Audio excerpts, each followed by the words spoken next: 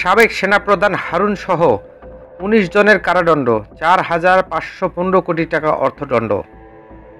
Destiny tree plantation লিমিটেডের অর্থ আত্মসাতের মামলায় ডেস্টিনি গ্রুপের ব্যবস্থাপনা পরিচালক এমডি রফিকুল আমিন, কোম্পানির প্রেসিডেন্ট, সাবেক সেনাপ্রধান এম হারুনার রশিদ সহ ১৯ জনের ১২ বছর কারাদণ্ড দিয়েছে আদালত।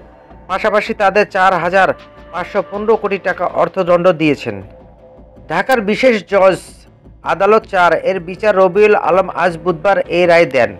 কারাদণ্ড পাওয়া অন্য ১৭ জন হলেন ডেস্টিনিটির চেয়ারম্যান মোহাম্মদ হোসেন, মোহাম্মদ গফফারুল হক, মোহাম্মদ সাইদুর রহমান, মেজবা উদ্দিন, সৈয়দ আজাদ হোসেন, ইরফান আহমেদ, ফারাহ দিবা, জামশেদ আরা চৌধুরী, শেখ তৈমুর রহমান, নেপাল চন্দ্র বিশ্বাস, জসিম উদ্দিন, জাকির হোসেন, এস এম এহসানুল কবির, জুবায়ের হোসেন, মোসাদ্দেক আলী, আব্দুল মান্নান ও আবুল কালাম আজাদ সহ অন্যান্য।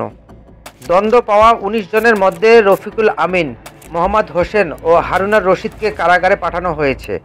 অন্যরা পলাতক। তাদের বিরুদ্ধে গ্রেপ্তারি পরোয়ানা জারি করেছে আদালত। দুদকের পক্ষে মামলা পরিচালনা করেন পাবলিক প্রসিকিউটর মাহমুদ হোসেন জাহাঙ্গীর।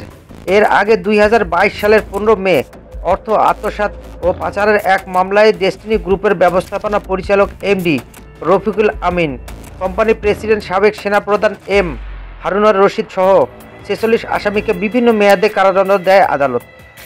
দুই মামলায় মোট আসামির সংখ্যা ৫৩ জন। রফিকুল সহ ১২ জনের নাম দুটি মামলাতেই রয়েছে। আসামিদের মধ্যে আগে থেকেই কারাগারে আছে মোহাম্মদ হোসেন ও রফিকুল।